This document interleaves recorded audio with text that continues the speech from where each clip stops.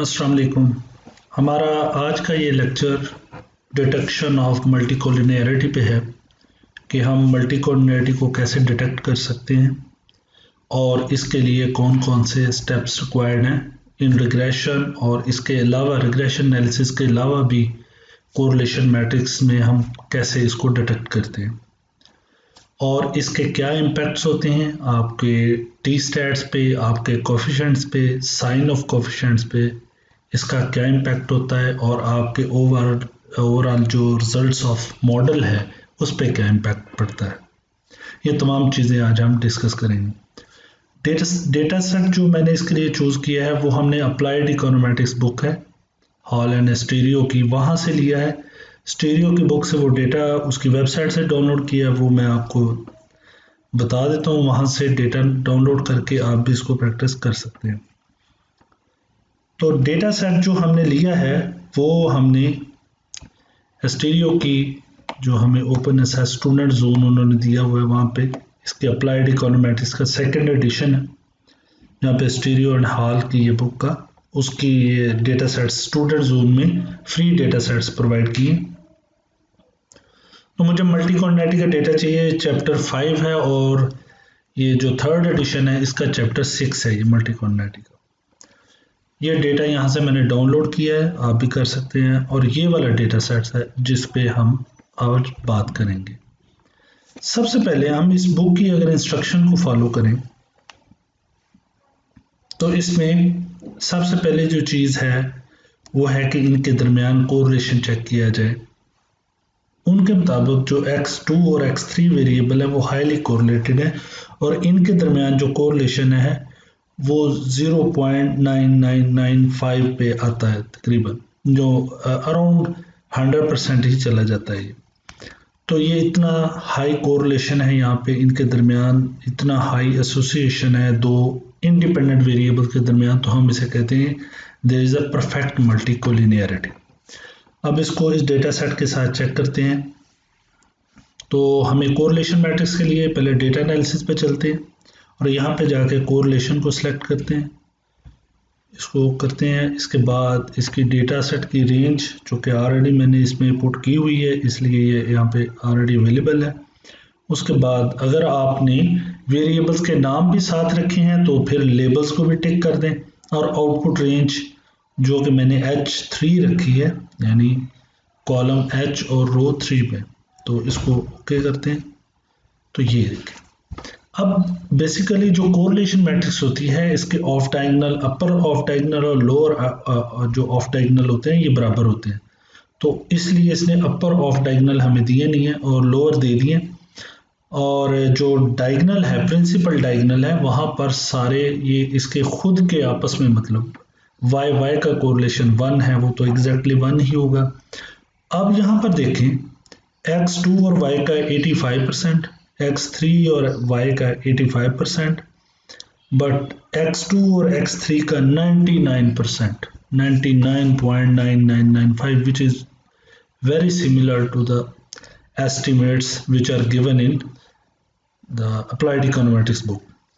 अब एक तो ये चीज़ है, अगर इतना हाई कोरिलेशन हो इंडिपेंडेंट वेरिएबल्स के दरमियान तो हम कहते हैं there is a perfect multicollinearity, जो कि आपके टी स्टैट्स को, आपके साइंस को, ओवरऑल डेटा के जो रिजल्ट्स हैं उनको अफेक्ट करती है। अब रिग्रेशन एनालिसिस की तरफ चलते हैं। जो रिग्रेशन एनालिसिस इसने अपनी बुक में बताया है, ये वाले रिजल्ट हमने निकाल लिए। इसके बाद हम एक मॉडल रन करते हैं जिसमें y हमारे पास डिपेंडेंट वेरिएबल है और जो x2 एंड x3 हमारे पास इंडिपेंडेंट वेरिएबल है। अगर हम इनके एक रिग्रेशन रन करें तो यहाँ से जाके रिग्रेशन को सिलेक्ट करें। ओके, डिपेंडेंट वेरिएबल की रेंज है यहाँ से यहाँ तक, और इंडिपेंडेंट वेरिएबल्स भी हम इसमें पुट कर देते हैं।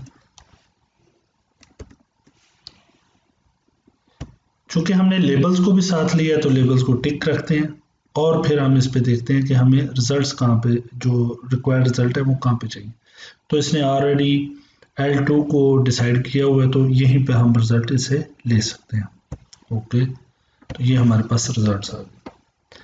अब ये बिल्कुल सिमिलर रिजल्ट्स हैं जो उसने अपनी बुक में दिए हुए, चूंकि वो ही सिमिलर डेटा सेट हम यूज कर रहे हैं। इस जगह आप देखें x2 का साइन नेगेटिव है, x3 का साइन पॉजिटिव है, हालांकि ये दोनों ही पॉजिटिवली कोरिलेटेड है। इसका मतलब है ये मल्टी कोलिनियरिटी की वजह से इनके साइन डिफर किए हैं, अदरवाइज दोनों के साइन पॉजिटिव होने चाहिए। तो एक बात तो हमें यहां से पता चल गई कि मल्टी कोलिनियरिटी की वजह से साइंस जो हैं वो डिफर कर जाते हैं, पॉजिटिव नेगेटिव और नेगेटिव पॉजिटिव हो जाता है। दूसरी बात, अगर इनकी टी स्टैट्स को देखें तो ये बहुत लो है, यानी पी वैल्यूज को भी आप देख लें 0.85, 0.83 और इधर टी स्टैट है 0.18 and 0.21 which are very low. It means these variables are not significant in this model, even though we know that there is a 85% correlation between y and independent variables. तो इसका मतलब है इतना high correlation होने के बावजूद भी ये रिग्रेशन में सिग्निफिकेंट नहीं आए, तो इसका मतलब है यहाँ पर मल्टी कोलिनियरिटी का इशू है। ये दो चीजें होगी। अब इसका एक और हल है जो इसी बुक में है कि हमने अब इनके जो असल साइंस है वो चेक करने हैं कि वेरिएबल के साथ, डिपेंडेंट वेरिएबल के साथ इंडिपेंडेंट वेरिएबल्स के एक्चुअल साइन है क्या। तो हम ऐसा करते हैं, पहले y को x2 पर रिग्रेस कर लेते हैं, फिर y को x3 पर रिग्रेस कर लेते हैं और उसके बाद रिजल्ट देखते हैं क्या। तो यहां पर हम ये प्रैक्टिस करते हैं। ये हमारे पास रिग्रेशन की जो रेंजेस है वो ऑलरेडी गिवन है, तो हम सिर्फ आउटपुट रेंज को इसकी थोड़ा सा चेंज कर लेते हैं। यहां पर हम ये रेंज दे देते हैं, लेकिन यहां पर मुझे C ही रखना है, D पे नहीं जाना, क्योंकि मुझे अब x2 के साथ इसे सिर्फ रन करना है। तो हम इसे अब ओके कर देते हैं। ये सिर्फ x2 के साथ इसके रिजल्ट है, यानी y रिग्रेस हो रहा है सिर्फ x2 पे। यहां पे देखें इसका कोफिशिएंट आ रहा है 0.83 और यहां पर इसका कोफिशिएंट था -6.32। इसका मतलब है इसने हमारे कोफिशिएंट्स को भी इन्फ्लेट किया है। और दूसरी बात यह है कि ये सिग्निफिकेंट था, इसे इनसिग्निफिकेंट शो किया। तीसरी बात यह है कि इसका साइन पॉजिटिव है लेकिन यहाँ पर इसका साइन नेगेटिव शो किया। तो ये तीन तरह के प्रॉब्लम यहाँ पे क्रिएट हो गए हमारे पास। तो ये तीन तरह के प्रॉब्लम्स हैं जो इसको फेस करने पड़े हैं ड्यू टू मल्टीकोलिनियरिटी। अब इसी तरह, और ये है भी सिग्निफिकेंट, इसकी टी स्टैट देखें 7.98 और इसका पी वैल्यू 0.000439, क्योंकि हाईली सिग्निफिकेंट हमें शो कर रहा है। इसी तरह अब हम x3 के साथ एक दफा रिग्रेशन को रन करके देख लेते हैं। तो यहां पर हम C की बजाय D कर देते हैं, क्योंकि D में हमारा वेरिएबल है x3 और इसकी आउटपुट रेंज हमने चेंज करनी है। आउटपुट रेंज इसकी हम यहां से डिसाइड कर लेते हैं, ये वाली, और इसको कर देते हैं ओके। यहां पर देखें, अब यहां पर x3 का जो असल जो आया है, अब कोफिशिएंट आया है, मतलब ये इसलिए फुली ट्रूली रिप्रेजेंटेटिव नहीं हो सकता क्योंकि इसके अंदर और अदर फैक्टर्स भी इन्वॉल्व हो सकते हैं। लेकिन अभी जो मौजूदा डेटा उसके हिसाब से ये आया है 0.20 और इसके अगर शुरू वाली रिग्रेशन में देखें तो ये 1.78 था और इसका साइन भी पॉजिटिव। अब देखें उधर साइंस जो थे वो नेगेटिव पॉजिटिव थे और यहाँ पर ये दोनों के साइन पॉजिटिव है। इसका मतलब मल्टीकोलिनियरिटी जो है वो साइंस को भी इफेक्ट करती है।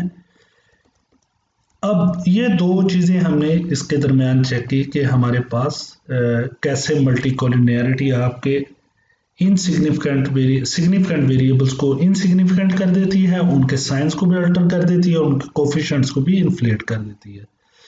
अब एक और तरीका है, यहां तक तो हमें कंफर्म हो गया कि मल्टीकोलिनियरिटी है। अब एक और इशू है, वो एक और तरीकाकार वो ये है कि हम ऑक्सिलरी रिग्रेशन रन करें और ऑक्सिलरी रिग्रेशन रन करने का तरीका है कि हम एक इंडिपेंडेंट वेरिएबल को डिपेंडेंट रख लें और दूसरे को उस पर रिग्रेस कर दें और फिर उसका आर स्क्वायर देखें क्या है। तो वो हम करके देख लेते हैं।